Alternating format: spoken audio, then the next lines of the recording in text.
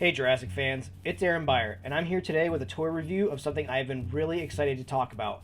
Today, we're going to take a look at the Jurassic World Lava Surge playset by Mattel. Alright, now before we unbox this, I just want to talk about the artwork on the front. Artwork on Jurassic Park toys is historically really awesome. I do want to say this one looks a little more toy-like. It looks like they just photoshopped lines out of the action figures here. We do have Owen, which is weird because this is a scene between Claire and Franklin and a dinosaur in the movie, being in the underground bunker with the lava dripping down, but I guess that's okay. Owen apparently sells Chris Pratt anyway. We have here Lava Surge playset. It comes unassembled. It comes with some slime, and we've got the nice plain Jurassic World logo up there in the top left with the iconic volcano in the background. So let's unbox it and take a closer look. All right, now here we have everything out of the box. We've got quite a few pieces actually for how small this looks in the box. We have a whole bag here of accessories and pieces. The instructions, we've got the dinosaur, we've got, I think this is the floor panel. I guess I'll find out when we do that. We have a bag of resealable lava / slime over here, and a bunch of really nice textured pieces. I am a little weirded out about some of the orange on the dinosaur figure here, which I'll go over when reviewing the specific dinosaur, because this dinosaur is specific to this playset. It's the only way to get this figure here, which is not bad for selling a playset. I think that's actually a really cool draw. Some of the other playsets we've seen have come with dinosaurs that we've been able to get in attack packs and stuff like that. So to have an exclusive figure such as this one here is actually a really nice draw. I think especially for the price. I want to say in the States this retails for about $25. Here in Canada though, it retails for $39.99. I found this set just at one of my Toys R Us runs. So at $39.99, it's a little steep. We can charge anything we want. Considering in the 90s, the entire compound and the trailer were $49.99. This is definitely a lot smaller, but as years go on, we have inflation and stuff like that. So let's read our instructions here. I'll get everything put together and we'll take a look. All right, now that everything is assembled and put together, I just want to say the assembly on this was very easy. It took me about 5 minutes. Even with the instructions, all the pieces are shaped in specific ways so that you can only install them one way. So for example, as you're looking at this pegs here, we've got a little notch to indicate which way this is supposed to be installed. Before I put the roof on, there's specific grooves that the hatch anyway will rotate one specific way to fit. The same with the side panel here with all the nice detailing. There's really only one way to fit. It's a little weird to me that the nice detailing is on the outside of the playset when, for the most part, we're going to be looking inward when playing with this. Another really cool thing is this sliding door here. We've got almost like a garage door type thing that they go through in the movie, but it's just really neat. We can have dinosaurs kind of get, blocked out for safety for our human figures if we needed to. The breakaway wall is really cool. Like I said, it's got this nice detailing on the outside. A little weird. It feels almost like eventually that will break these little knobs here by pushing through. So when I set mine up, just to look at, I'll probably actually set mine up inverse. I'll probably put it together and then see if I can't somehow wedge it in this direction so that when looking on the inside we get that nice concrete detail over here, but for now actually it just pops right in, which is nice. So that can go either way, which is great. We get the red button here for closing the garage door. We've got solid scaffolding down here so that the slime doesn't leak through the bottom, and we've got the loose scaffolding up here so that the slime can drip from the top. The dinosaur is this guy right here. It's the T-Rex. It's the T-Rex. It's the T-Rex. Claire, it's the T-Rex. It's the T-Rex. It's the T-Rex. Stop! It's not the T-Rex. It's a Baryonyx, and a lot like the Roarvor Baryonyx, it's got the same build. It has less patterning on it. This one has orange accents, I'm assuming to replicate lava. The patterning, there is no pattern on the legs like the Roarvor one, and the patterning doesn't go all the way down to the tail like the Roarvor version. In fact, why don't I bring in the Roarvor version just so we can do a side-by-side comparison. This is the Lava Surge playset version, and then right here we have our Roarvor version. which we can see has the nice detailing all down the tail. On the legs, it's got some nice detailing. The toes, the claws are painted separate colors, and we have this really nice metallic blue on the Roarvor version. But aside from that, this one is actually, really nice. I think for a $25 set, it's actually a really nice dinosaur to include. I think for a $40 set in Canada, I would have appreciated more if this did have the roaring function. As we can see through the bottom, there is no speaker or battery compartment in there.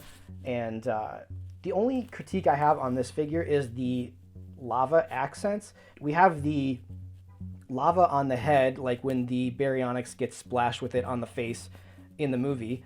And then we have like sparks along the side, which I think are kind of weird. I feel like even as a kid, I would have more or less appreciated letting my imagination pretend that those sparks were there, because now I feel like this is limited to playing with just in this playset if you're playing the lava sequence from the movie. But that's my real only critique of, again, a really nice figure to come with a playset. We've never received dinosaurs in playsets before, so it's really great that Mattel included that. All right, so just to cover some last detailed things, here we are. Our playset is all set up. We've got some dinosaurs and some action going on here. What was really nice is that there is a peg to stand an action figure up at the top on the rafters here. So I put Claire up there. She's, distracting this Baryonyx, trying to let Owen up. And in our alternate reality, Wheatley looks like he's about to kind of, meet his maker here at this point. But we got some problems. As soon as they get up this ladder, they got some velociraptors to deal with.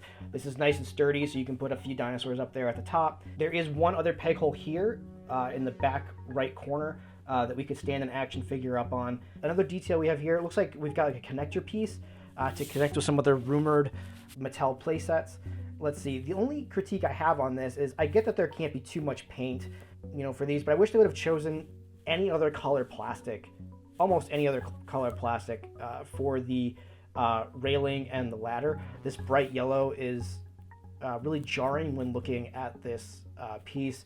I wish they would have just chosen a gray or like a darker blue.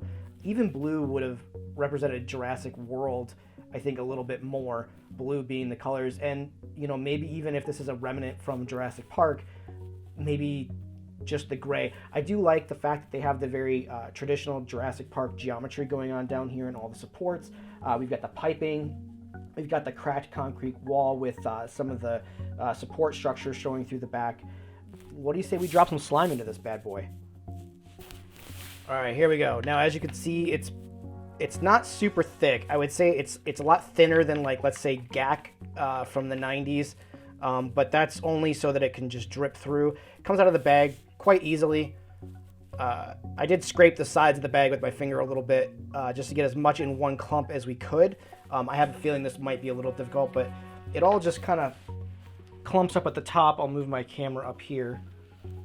It all just kind of clumps up there at the top, but if you can move it around to kind of get it nice and even.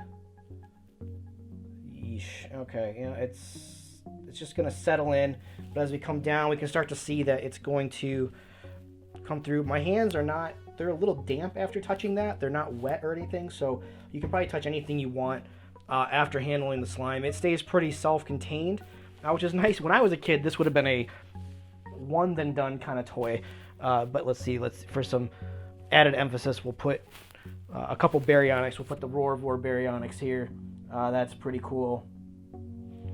And then we will put, how about the Baryonyx that comes with the set? She's pretty neat. So here she is, right? And I feel like this is a good one to have because it's got that lava at the top of her nose there. But as you can see, it drains pretty slowly. To me, this is really freaking cool. This looks just like the movie. Look how the light, hits through that slime, making it look like lava. Oh, here we go.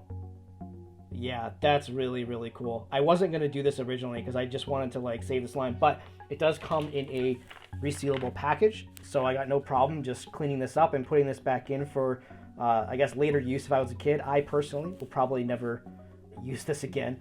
I am concerned about, cleaning it. It does say that you just have to rinse it, and most of it will come up in a just a glob, and it came out of the bag in one big glob. So I'm hoping that the cleanup is just as easy to get it back in this bag, but this is really, really cool. All right, so my first step of cleanup here is actually done.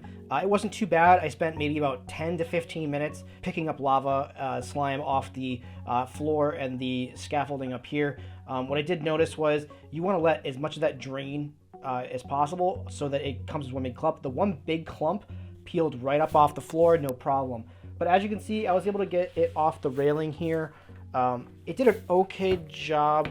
Let's see if I can bring this down. It did an okay job on the rafters. You can see that I've got one right here, which I'll probably just wash off a little bit here. So at the end, if you properly clean this, just this first step, you're only going to lose, I would say, less than a quarter of a teaspoon even of slime every time you use this. This stuff will just wash away. And I know there are instructions online for how you can make your own as well. The slime isn't anything special other than what you used to play with as a kid. Again, if you are giving this to a kid, I would make sure that there is definitely parental supervision when playing with this. This will definitely make a big mess, and you want to make sure that this toy is clean when going back into storage so that you don't ruin any other toys, or it collects dirt and dust and gets ground into anything that you don't want it messing up. So I'm going to go give this a wash, and then I'll integrate it into my collection. All right, so here we have it integrated into my ever-growing Mattel Jurassic World collection. It gives it some nice verticality there on the back, and I was able to display a couple more smaller dinosaurs at the top, ones that I wasn't able to get out because I didn't have space for them. But because this goes up and has a platform at the top, it kind of acts as a little shelf for a few of the smaller Attack Pack dinosaurs. We'll go up in here, and yeah, you can see down there we put the Baryonyx, attacking Owen, and we've got Claire up at the rafters distracting Baryonyx, maybe to try to save Owen's life there. After all, she is the main character, and she should be doing some pretty heroic stuff. And then I put the two raptors up at the top, and it looks like Claire is about to have a problem with T-Rex that she doesn't know is behind her. Thank you for joining us as we looked at Mattel's Jurassic World Lava Surge playset. Are you looking forward to this playset? Were you able to get your hands on one? Let us know down in the comments. Remember to like and subscribe to us, the Jurassic Park Podcast, here on YouTube, and don't forget to tune into new podcast episodes every Monday. You can communicate with us over on Twitter at Jurassic Park Pod.